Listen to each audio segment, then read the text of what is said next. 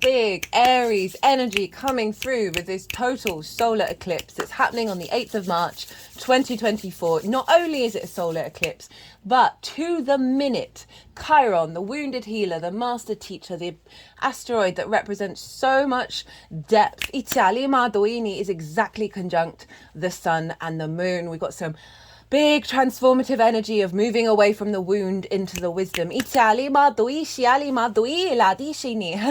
and welcome. My name's Chloe. I work with card divination, astrology, and as you just heard, I channel multidimensional beings through my body. Both the physical light language that you see with the hand movements and the vocal side of it that just came through just now. All of this I work and bring together in order to bring in a deeper sense of knowing of what's going on with the energy, right? These multidimensional beings, they help bring in healing, attunement, and alignment. So whether you're conscious of it or not, it's working with source and your higher self. So these will be coming through in the readings. For those of you who know your time of birth and know your natal chart, I really recommend you check out the sign that falls in the first house first. Now, this is called your rising sign, where your ascendant is. All of the signs will be read as if it's the rising sign, so the astrology will link in closest with this. However, this does not invalidate you looking at any other part of your chart, perhaps where your sun or your moon are, as they are getting activated with this eclipse. So look to wherever the sign is in your chart, or for whatever one you're looking into. Look to the house that it's in, the themes of that house, and you want to apply those themes to the messages that come through. It will be as if that sign, with all the meaning of your natal chart, has now moved to the first house. So the astrology will still link in. You've just got to add on a little bit of natal chart maths meaning on top of it. Right, I'm going to keep this introduction short, and I'm going to be reading for Aquarius. Aquarius rising. How you doing, Aquarius? So I cut the deck a couple of times before starting this reading. Got the Nine of Cups, the Ace of Swords, the Knight of Pentacles, and the High Priestess. So there's an alignment around perspective coming from a heart space, from a place of joy and abundance that you're going to be dedicating your time through, with the intuition that's coming in. So for those of you who don't have Aquarius in the first house, look to the house that Aquarius does fall in your natal chart. Look to the themes of that house, and you'll want to apply those themes as well as all the meaning of your natal chart to the messages that come through. It will be as if that Aquarius energy has now moved into the first house. So the astrology of the rising sign will still link in. You just got to add on a little bit of natal chart maths meaning on top of it. Well, regardless of whether Aquarius is your rising sign, this eclipse is sextiling your Aquarius energy. A sextile is an aspect of Venus. It's a harmonious, soft, easy, free-flowing energy. Aquarius and Aries are both yang in energy, but you're different elements and you're different modalities. And so Venus brings connection, harmony, a sense of creative brainstorming between these different perspectives, but with that baseline in common.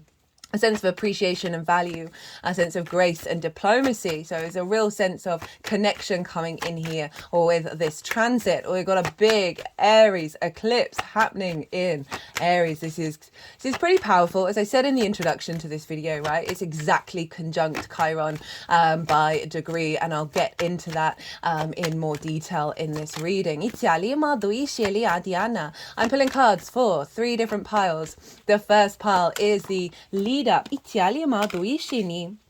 to this eclipse, right? Over the last 6 months from that Aries full moon that we had last year, which wasn't actually an eclipse, it was really far away from the nodes. So even though it's in the same sign, it wasn't an eclipse energy.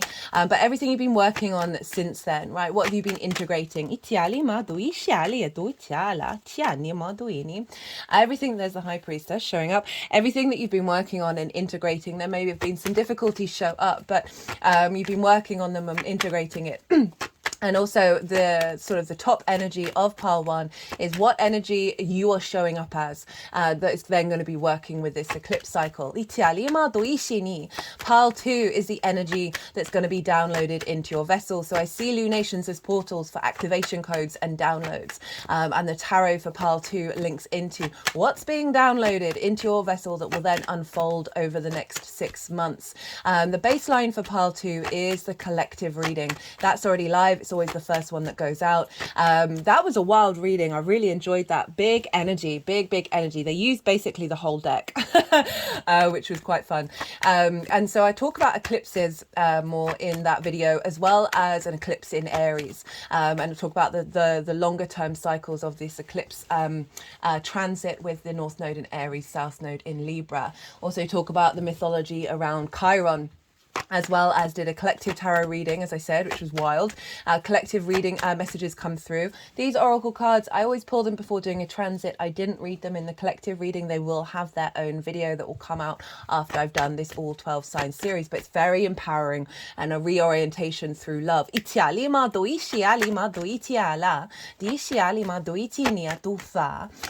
those of you who didn't catch the introduction, I channel energies through my body from multi-dimensional spaces, and you just heard the sort of the vocal light language bit. The movements that I do with my hands are a physical form of light language. Whether you're consciously aware of what it all means, these are bringing in healing, attunement, and activation codes in alignment with source and your higher self. Right,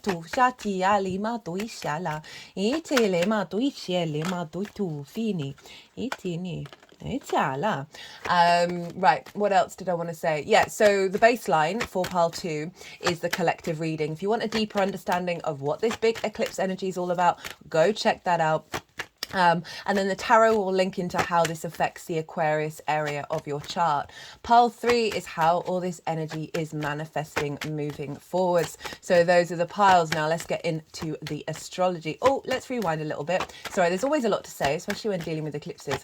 So eclipse energy is big, fated energy. It's a new moon, which is representing a new cycle, a new beginning. But often we can get endings with the new moon that then are activating a new cycle. You are an autonomous, multidimensional, multifaceted being, and the point of you being here is to figure out how to engage in the world from your own perspective. So do what's right for you, do what's based on your intuition, your instincts around this eclipse. But I would preface, this is big energy. Photosynthesis plummets when there's an eclipse, and it takes a long time for it to get back into gear, and that's how plants generate energy. So there is an element of the draining of energy, not in a bad way, just it's a recalibration of our energy. My personal practice, like spiders pull down their webs around eclipses, right? They don't want their web holding that energy, because it's when the sun and the moon meet on the vertical and the horizontal axis. So that's when they cover each other. And it's bringing cosmic and earth energy together. And it's usually linked into a longer term cycle with things that there's the Knight of Pentacles. Yeah, it's linked because the North Node in Aries isn't gonna come back. Isn't gonna come back until that's shown up for everybody. This is Saturn in Pisces. It's the only card with an eclipse on it. It's not going to come back into the sign of Aries for another 18 years. So it is a part of a longer term soul journey. And often it's working with a longer term narrative, and so you're not going to have all the answers. You're not going to understand, like there's going to be situations that may crop up that you're like maybe in the moment don't feel that great, but actually are taking you to a space that's to do with liberation.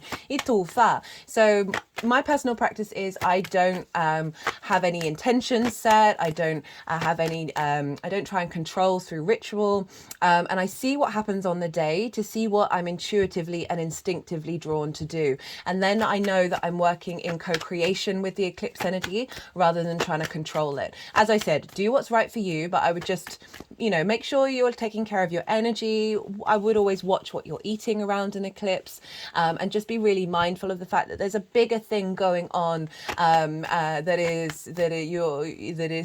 sometimes you really don't want to try and control it. But obviously do what's right for you. So where is this happening for Aquarius rising? This is happening in your 3rd house. This is the house of the goddess. This is the favorite house for the moon to be in. So this is so great that we've got a total solar eclipse where the moon is sort of shadowing over the sun. And this is where we bring our big picture perspectives from the ninth house, where the South Node is, into our day-to-day, finding meaning in our day-to-day. The things that we do on a day-to-day basis, our local community, it's our environment, and it's schools. It's also linked into learning things for the first time, as well as short distance trips. It's also the house of communication, right? This is the lens in which you communicate through. Aries is a very independent, autonomous energy. It likes to experience life through its own understanding rather than being told what to do.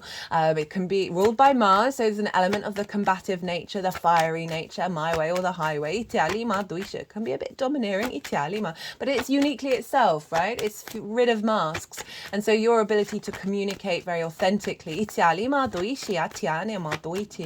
is really empowered here, Aquarius. So we've got an eclipse here, right? Conjunct Chiron. Whoa. So you've got a big new beginning around the way that you express yourself.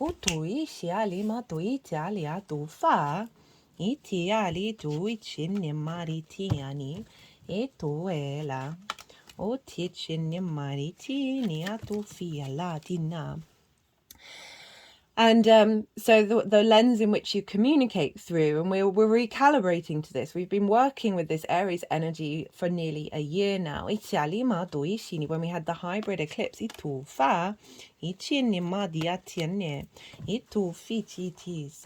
six of wands on the bottom of the deck, and finding more strength in our own autonomy that isn't about conflict, that isn't about creating drama. So with this new moon, with this eclipse, we're bringing in a new cycle around Chiron, right? Chiron's being rebirthed here. Chiron is the master teacher, the wounded healer. It received two wounds, the abandonment from its parents, not fitting into any particular landscape, and then a wound from its friend that wasn't intentional, that then never healed. This often is linked into sort of past life energy, wherever Chiron shows up in your chart, and also dealing with transits that are linked into past life energy, of wounds that we faced in previous incarnations that we are then here to transmute and heal, right? Through the venom is the antidote, through the wound is the wisdom. And Chiron taught all the heroes, all the kings, all the princes, yes, patriarchal society of ancient Greece, very real, but you understand the metaphor here of there's a deep wisdom here that comes through with having transmuted this energy. And now with this eclipse, what feels really strongly, because of the exact conjunction, that we are transmuting into the wisdom, right? We are activating a new cycle of seeing the wisdom rather than the wound. Breaking out of old limitations and restrictions that have impinged our sense of autonomy, impinged our sense of experience through our own joy. Chiron is helping find deep wisdom and maturity in the way that we express that, right? So Chiron is facilitating the ability for you to communicate in a way that is very healing. I just had a big energetic release come out of my mouth there. That doesn't happen as often as it used to. Of finding any wounds around blocking that have blocked your ability to communicate in a way that is authentic. These are going to be transmuted, and a new cycle's coming in. And we're allowing the healing of wounds around your environment, around finding meaning in the day-to-day, any blocks and limitations around that. We are shifting with that. We are activating a new cycle. I just had another energetic release. We've been doing a lot of throat chakra work over the last couple of transits that is leading up to this, as well as the Mercury retrograde. And speaking of Mercury retrograde, Mercury went retrograde late in the evening here in the UK yesterday on the 1st. I'm recording this on Mars's day, Tuesday the 2nd. And Mercury will be retrograde at the time of this moon and will be closely conjuncted. And for me, the fact that Mercury's retrograde means that, it goes back and forth over the same degrees 3 times. It's going to the past, to the future, to the past, and all of that jazz. I've done a Mercury retrograde series that's live. That was the last one that I did, so it's really easy to find. I'd go check that out. That will give you a deeper understanding of what's going on here.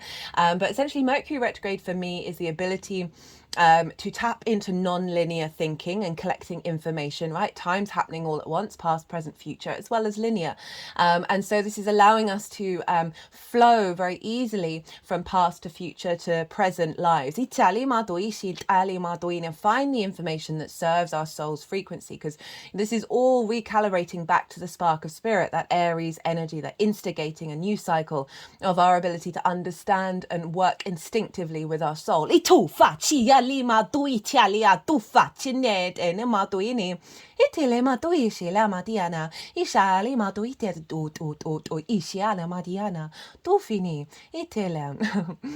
so this is all sextiling your Aquarius energy. And for Aquarius rising, this is your embodiment of yourself, right? This is through your sun or your moon, the embodiment through your actions and your deeds. The ascendant is your navigator, right? The lens in which you move through these cosmic waters, receiving wisdom from either your sun or your moon. It depends if you've got a day or a night chart, and takes action on that. It's your body, it's your appearance, it's your character, and it's often your sense of self, and often how other people see you, because they see that embodiment.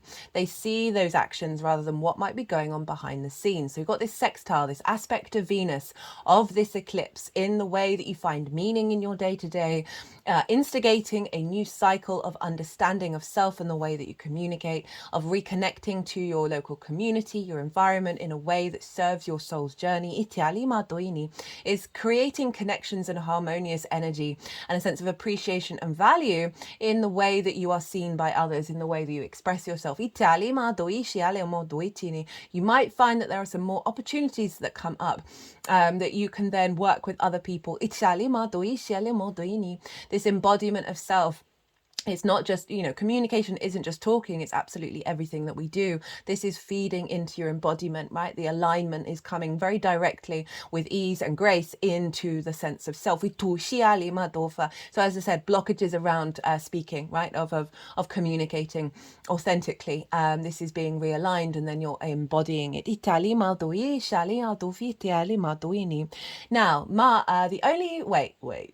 the only major aspect, other than all the conjunctions that are happening with this eclipse, is a square with Ceres. Now, Ceres is an asteroid. She's the biggest asteroid in the asteroid belt. She represents the harvest. She's the grain mother, the grain goddess. And there's a real sense of nourishment and nurturing and abundance with Ceres. And this is in your 12th house, your hidden house, your house of mysteries, right? This is where we can have anxiety, grief, loss, isolation, separation. And underneath all those trauma responses and limiting beliefs in your unconscious spaces is the magic of your soul. It's a very magical house. Now, Ceres is providing nourishment there, and she's activating by square, which is big manifestation energy, although it can bring up conflict, drama, and frustration. If these things do come up over the next cycle, this is in order for you to realize, okay, what limiting beliefs do I have in my 12th house? Why are there blockages that then help you build and utilize the nourishment of the earth energy, of the mountain energy? We've got the mountain card here of Capricorn, the longer term trajectory of your existence. Seeing deep nourishment of your connection to the magic of your soul that is feeding and manifesting in the way that you express yourself and find meaning in your day-to-day. So any barriers that have been in your unconscious spaces of finding that meaning, of finding that ability to communicate when it's not just all about you, but it's more about the independence and the autonomy and bringing that to others in the way that you communicate. So that's the major aspect that's happening. Let's get into rulership energy. So whatever's going on with the ruler of a sign is impacting the sign that it rules. So Mars is the ruler of Aries and is influencing what's going here. And so Mars, where's Mars? Mars is in Pisces. And this is in your second house of your resources, your skills and your tools in order to manifest and make regular income. It is the things that you value as well as how you value yourself. Now, Mars is there. I love Mars in Pisces. This means more where our motivation, our drive, and our action is more in flow with the cosmic source energy. Following the synchronicities, right? The spiritual warrior that is Mars in Pisces. You may have been taking a lot of action while Mars has been there around harnessing your skills, harnessing your resources, bringing in a sense of flow when it comes to your own value system.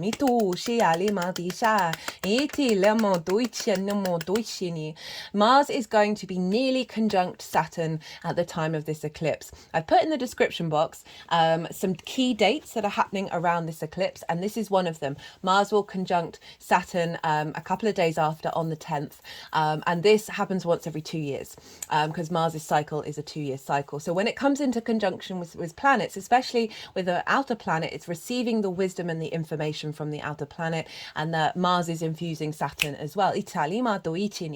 Saturn is about responsibility, duty, due diligence.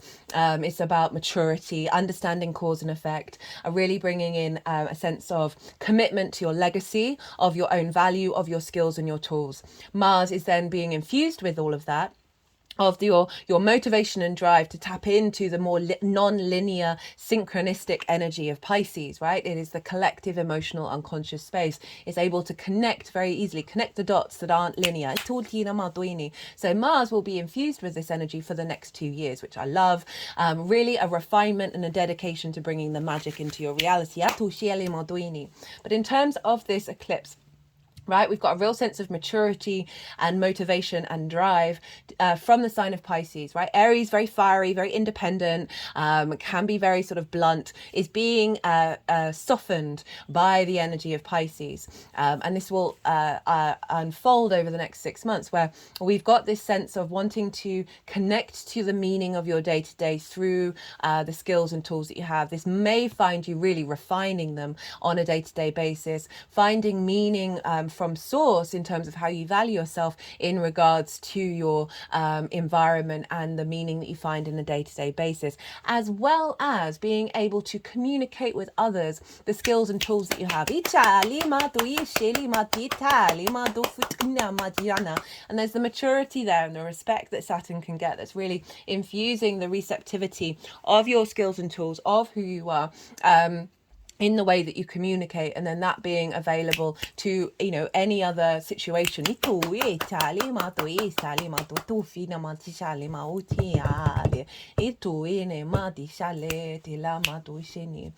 it's really being soothed by the energy of Pisces. Not only that, Jupiter traditionally rules Pisces, and Jupiter is the yes planet, is a benefic, and it's over in the sign of Taurus, which is in your roots and your foundations, your ancestors, both blood and soul lineage, your parental figures, the roof over your head, and the things you do in private. This is your foundational space. Jupiter's been there for a while. It's nearly moving into the sign of Gemini.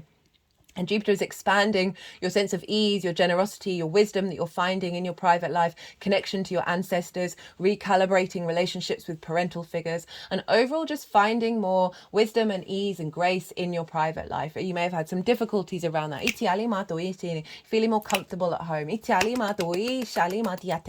But overall, Jupiter is providing an elevation of your foundational space, an elevation through wisdom and knowing and a sense of faith that then provides more opportunities and a sense of luck and generosity. So you're getting a real strong boost of your foundations, coming with more that ease, that generosity of Jupiter. That's all feeding into Pisces, into Mars, of making sure that this alignment is connected to your foundational space, is rooted down, and also the wisdom of your ancestors. Pouring into your skills and your resources, which is then opening up a bigger space of an authenticity of your soul in the way that you express yourself, that then becomes more accessible. Now, Jupiter is in Taurus, ruled by Venus. And so this means that this really balances out everything, because Saturn and Mars are traditionally the two malefics. I think I talked about this in the collective reading. It's going to see more up in the collective, but on an individual level, not so much. There may be restrictions and limitations and a bit of conflict. These are all tools to help you re-navigate. But there are many frequencies to each planet and how they talk to one another. And what I'm feeling very strongly, because we've got the two malefics in the sign of Pisces, which is ruled by a benefic, right? The great greater benefics, the yes planet of Jupiter. This is being elevated, and then Venus is another benefic. So the two benefics are governing the two malefics. So they're making sure that on a personal level, we are recalibrating to alignment that is bringing feeling good in the 3D world, the grace and favor of Venus and Jupiter, and the confidence and the motivation and the maturity of Saturn and Mars being activated.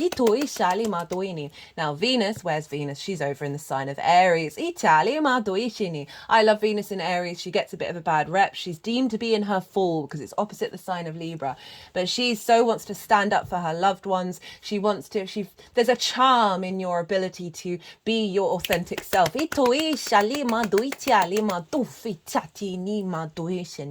So this is imprinting on Mars.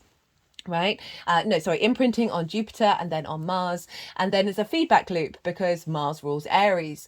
So we've got this real sense of charm in the way that you're going to be communicating, of being able to connect with others in the way that you communicate. I can see that being, sort of unintegrated Aries energy in the third of it's all about you, right?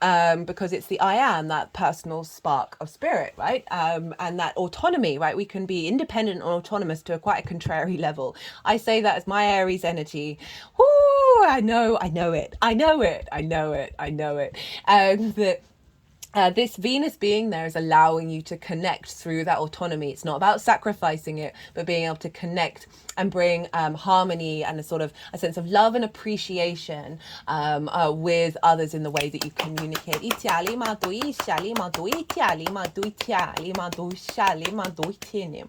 And so Mars is influencing this. So we've got a feedback loop by rulership between Mars, Jupiter, and Venus. We've got the two very personal planets, Mars and Venus, with a social planet, which is Jupiter, longer term cycle. So it's our personal interactions, our personal behavior is very much linked into a longer term social cycle that is supporting the collective. So even though this is an Aries eclipse with Chiron, so it's likely to bring up some wounds, and a Mercury retrograde, this could really kick off. And if it does, just know that it's being ruled by the two benefics. They're playing a really big part in this, that it's going to get into alignment. It's going to smooth over. But overall, I'm just feeling that balance, especially with the Pisces and the Taurus yin energy, right? Of really smoothing any conflict. Right. Check out where your sun and your moon are in your natal chart. Look to the themes of those houses and apply those themes to what might be coming up for you with this eclipse. If you feel called to do intentions, bring those in because you're working with that energy. That will add on a more personal understanding of what's going on here for you beyond this general reading. Right. Deck went down ages ago. I'm going to go consciously quiet and soften my mind. The energies that I work with, they're going to move through me. They're going to move the cards around. They're going to do some energy work, and then they'll put them into the three piles. And that's when I'll bring the tarot into the astrology. I call you to soften your mind as well. You just had loads of information thrown at you. Let that all settle in your unconscious and see what your intuition brings up while we're doing this bit of channeling. Ochitila maduitia tia tia tia. Itu itiene. Itu tia tia tia chichiane. Iala. Itu ishali diani tu itana. Itu tu ishela. Itiane madu tiali. Tu ishale metina matu etini. Etala utu china. Tu fitini ma itiala. Ochana mayetiani modu ishala. Du shinima yetini ma du fiana. Okay, so I'm trying to introduce a bit more about when they do this. Can you see it all? Yeah, I've got the Ten of Pentacles here. About just a very quick translation of what's come up. So we've got that it feels like you've been working through a sense of complacency about perhaps not finding meaning in your day to day, and a restriction around that. And that 10 of Wands is sort of making me think about perhaps because you've had a lot of burden in your day to day that you haven't been able to access the joy, as well as holding all the wands, holding all the conversation. You know, it's not necessarily going to resonate with everybody, but overall just a sense of burden, of a limiting belief in the way that you express yourself. You've gone on a journey away from trauma and responses. You've worked hard at integrating this. You're finding new ways of communicating, and these are getting instigated, and it's come through balance and love and kindness, right, rather than my way or the highway. We've got the devil in reverse, which is saying old blockages are being released. You're finding the wisdom in it. You're no longer in the sort of beginning stage of the Seven of Cups, where we're Seven of Pentacles, where we're instigating a new cycle. This is sort of saying, no, you're elevating with the Judgment card, of everything that you've been working on. That's taking you out of limiting beliefs, activating a new way of communicating that you're then going to be able to nourish, going on a new journey from the heart that is drawing towards you situations, your intuition in your meaning of finding that joy, finding that love in your day to day. Like you're drawing through, you're just it's not about trying to control things, but she's been showing up a lot. This is very the moon energy, that is reconnecting you to your soul's intuition in the way that this third house is showing up. This card wanted to be in the reverse over there, which was kind of like what I was sort of saying about me energy rather than collaboration, but it's come in the upright with the 10 of Pentacles of a long-term legacy. Itiali ma diatiale, itu itiali ma tutiali atu fitiali, itu ela ma itiali atitiali ma ut iala, ushia tuf itinama yetiena hut in ema, itu etienne. Itu itala, itu finima isiela, itu ela disini, ot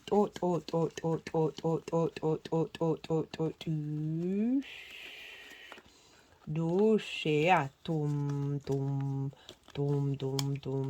ia, itu ela disinia, eta do tu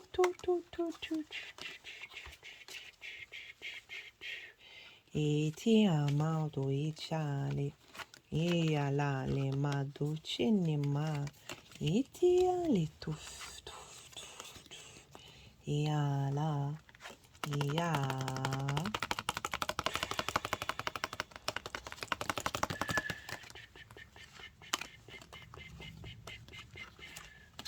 do eti animoche diama tin chuitsinda etialia tu fisialia tu e alama etena ma tu sheni matiale tito to. Right, Aquarius, what's going on? So we have, for the lead up to this eclipse, everything that you've been working on, what you've been integrating in, and how your energy is showing up for this next part of the eclipse cycle. We've got that 4 of Cups with the 8 of Cups, the 10 of Wands, the 7 of Swords, the Queen of Swords, the Devil in reverse, 8 of Swords in reverse, Knight of Pentacles, Strength. Whoa, you've been on a bit of a journey, hey Aquarius. So the 4 of Cups, right? This is comparison is the thief of joy. There's a melancholy here. They're looking at the 3 of Cups and they're kind of like, that's not for me. Like everyone else has it, but I don't. You've got the 3 of Cups here. There's a sense of, shoulda, woulda, coulda, regret, just not being able to connect to the joy, to the abundance, to the meaning that you find on a day-to-day basis. Perhaps you're just finding that others have a bit more flow than you do. But really it's kind of this sense of restriction of energy. You know, perhaps you're not connected to your community in the way that you would like. Perhaps you haven't been, as I said, being able to find that meaning on a day-to-day basis, find that flow in a way that you know is deep within you. Perhaps the way, you know, the emotions that you're expressing in the way that you communicate is forming a form of separation. Of just a general, just a feeling a little bit, oh, where's my pep in my day to day? You know, how is my environment? Is my environment as in the way that I want it to manifest? But overall, a sense of melancholy, a sense of restriction. And the Eight of Cups showing up is saying you've been aware of what this is, and you've been taking steps to move beyond it, right? This figure is going to climb the mountain to get a higher perspective. And so often with the Eight of Cups, these are trauma responses and limiting beliefs in our unconscious mind, right? Aries rules the head, that come from our very early years of programming. And they're so in our unconscious that it's really difficult to then move away from those patterns and those paradigms. But this is saying, no. You've been an observant of it, and you're going on that difficult journey of recalibrating to get that higher perspective. And along that journey, I feel like there's, with this 10 of Wands and the 6 of Swords, there's an element of, it may have felt like hard work. It may have felt like, oh, okay, I know what I need to do, but I can't even enjoy my day. There's a weight here, there's a responsibility here. It's another perspective that's distorted. But it's kind of acknowledging the sometimes it can take a lot of work in order to re-navigate those unconscious spaces. But this figure can't even see that it's a beautiful day. They're really hunched over. So there's still an element of weight, of burden, of just a lot. You've had to do a lot in order to navigate into this new space. But it still may have felt over the last 6 months that perhaps no matter what you were doing, things weren't changing. And now these cards are showing up to say, don't worry, they are. And again, what I kind of said of sort of, you know, holding court, holding all the was it like those where they do stand in a circle and the only person who can talk has got the staff? You've got all of them. As I said, that particular energy is just going to be for some of you. And I say it with love and no judgment, because we are all capable of holding all those staffs and dominating conversation. We got the 6 of Swords, and this is sort of acknowledging that you've been navigating troubled waters, and now you are aware that you're heading into calmer waters, because that, you know, it can bring up conflict, and it can bring a sort of a sense of, you know, only doing everything by yourself, because there's an isolation energy with there. Of perhaps of doing everything at home all the time. All the chores, absolutely everything. You've got all that burden. That this is sort of saying, okay, right, you can feel the calm waters. You know they're there. This has been showing up a lot. That there's this like anticipation, but you're taking with you only a certain set of perspectives, right? There's a recalibration in your understanding of how you move through this world. You're only taking things with you that are going to help you thrive in the calmer waters, not in the conflict waters. The Queen of Swords is saying you spent a lot of time being in observation, of nurturing and nourishing this new framework, right? You're still not there yet, but it's the acknowledgement. You've got to cultivate it, you've got to work with it. The Queen of Swords is all the court cards, easy to say, have birds on them, and the Queen only has one, but it's above the crown chakra, which is acknowledgement of you recalibrating to your soul's frequency, to your higher self. But it can take time to evolve and really be implemented into your actions. Got the Devil in reverse with the 8 of Swords in reverse. So through this nurturing, through this nourishment, you've been releasing old patterns, right? Things that have had a hold over you. That again, you know, this is Capricorn in your 12th house, or your hidden house, your house of mysteries. You've been slowly, there just did some weird things with my head, releasing old programming that may have caused you to behave in ways that don't necessarily serve you. Now, the Devil can be read in different ways as well. It's also about your inner power, your inner strength and connections to the earth energy, right, of manifesting in the 3D plane. I don't want to ever diminish the Devil, because it's just Christian distortion of Pan, of like the male fertility energy. The horn god, right? So it feels like in reverse, if we look at it from another way, you have been internalizing your own power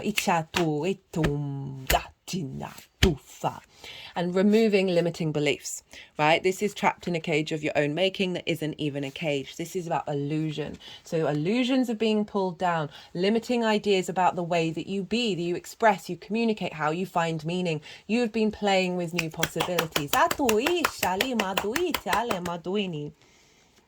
And you've been then putting it to practice, right? So you've got a lot of cards that can be difficult, but then you've got some really good cards that saying, oh no, I'm going to get on with it. I'm going to work through this difficult energy. The Knight of Pentacles.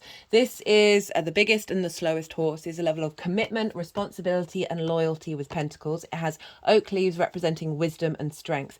You have plowed this field. You have cleared a lot of energy. And now this eclipse is planting seeds that are about empowerment. I got the Strength card. I see this is how you're showing up with this eclipse energy, right? And this is about the balance of love and kindness, right? This isn't about being in conflict or dominating and subjugating others. This is our mammalian instinctive energy and our cognitive higher mind. They are working together through love. Right. And that is where the strength is. That's where the vulnerability is. So this is saying that you're really open to the vulnerability. You're open to sharing and engaging and collaborating and finding your inner strength through your heart.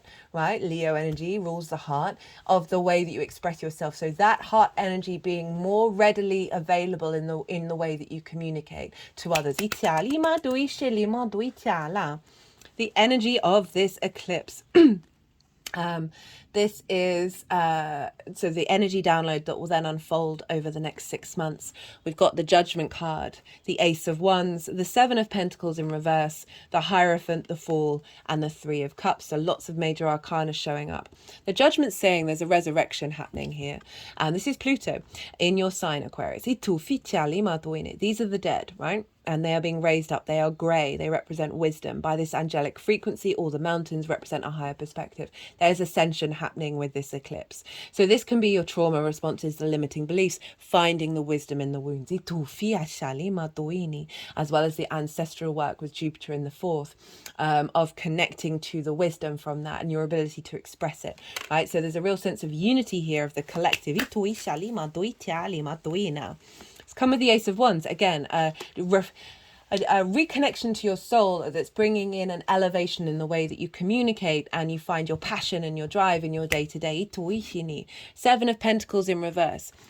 Seven of Pentacles is like planting those seeds and then sort of getting a bit frustrated that they're not manifesting, right? There's a real sense of in reverse, this is a shift away from those seeds being planted, and it's highlighting the speed in which this is going to be incorporated. That you're no longer at the beginning of the journey. With the Hierophant, this is Taurus energy, right? So this is the wisdom that you're able to share with others that I was talking about, right? So the Hierophant is talking to these other figures. They've got the keys. They've gone through experiences, they've learned, they've grown, their spirituality is deepened, and that through their embodiment of self, right, Taurus energy, they are able to reverberate that energy through their physical senses, through their physical body. And so this is then, you don't have, it's not necessarily about you sharing it with others, but certainly your embodiment is then that integration and that wisdom is then available to others.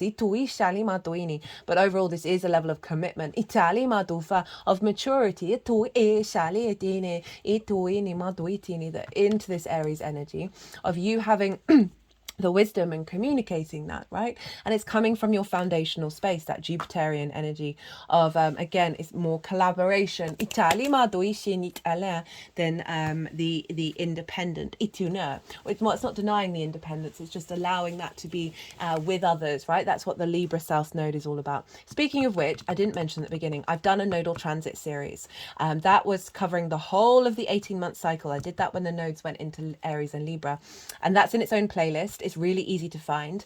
So you might want to go and check out the Aquarius rising sign, to see I talk more about the North Node in and the South Node and their placements for you, as well as in the introductions I talk in general about what does the North Node in Aries mean, what does the South Node in Libra, and how do they work together. So we're finding more independence and autonomy in our social dynamics that isn't bringing about conflict. And this is very much, there's a commitment here, there's a level of commitment coming in to you embodying your meaning in your day-to-day. And that's coming from the foundational space where Jupiter is, of a real strength of self.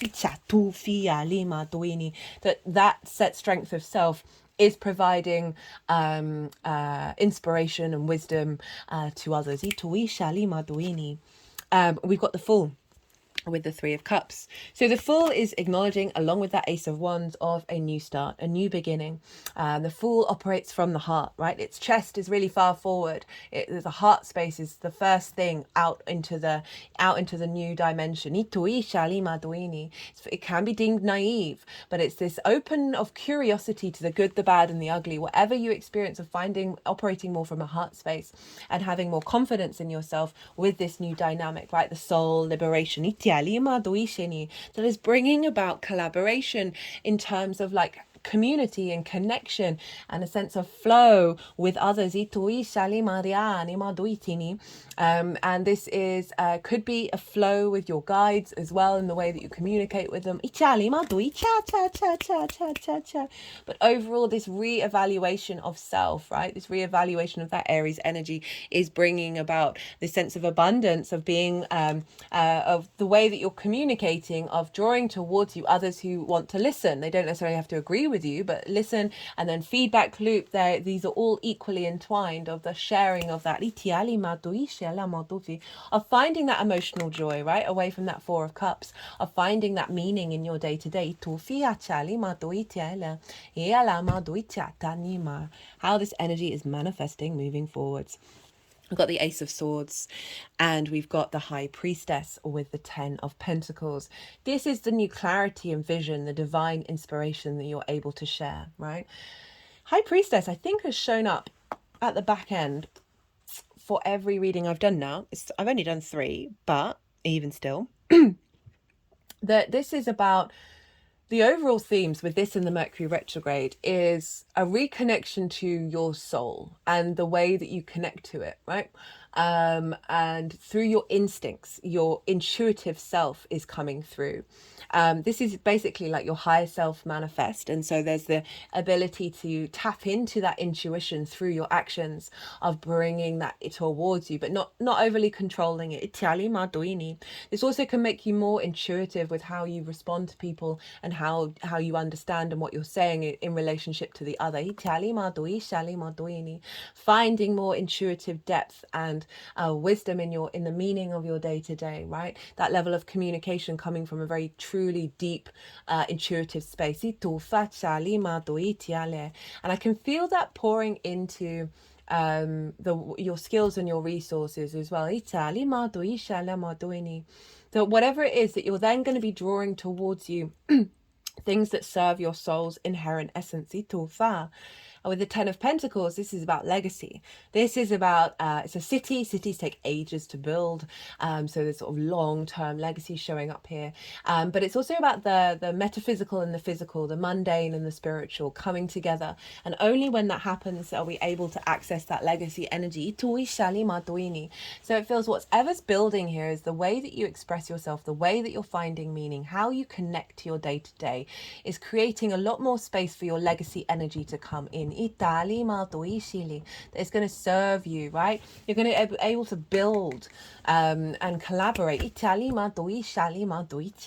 got the Six of Wands. So this is whatever this new expression of self, right? The way that you communicate is going to be received by others. So I talked a lot about that, even though it's not fully in the astrology, but here we are with the Six of Wands at the bottom of the deck. There's a sense of recognition and being celebrated for what you've expressed, what you've done, and the wisdom that you're sharing, right? We've got the victory wreath, and this figure is about to go and have a banquet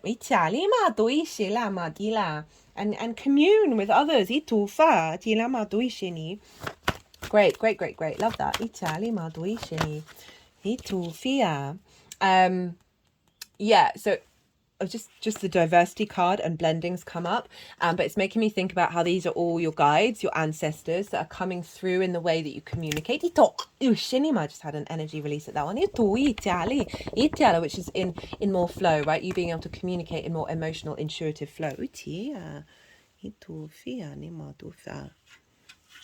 Excuse me, I'm just fiddling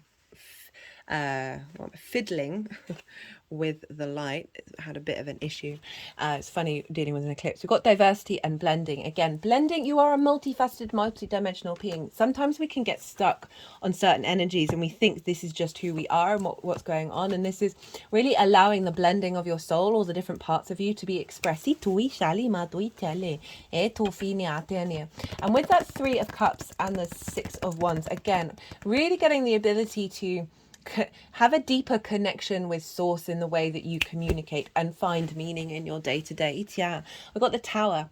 This is Mars's card. Alarm, storms, electrical impulses, lightning. They're focusing over the impulses, pulling down old impulsive structures that don't serve you, and then activating new neural pathways of the communication. Got the world, and harmony, bridges, joy. So again, on a sort of spiritual level, like of you really being more in attunement, instinctively with the guides around you. With source. The world is renewal, rebirth, reincarnation, celebration. So if this is Saturn, sort of highlighting all of this.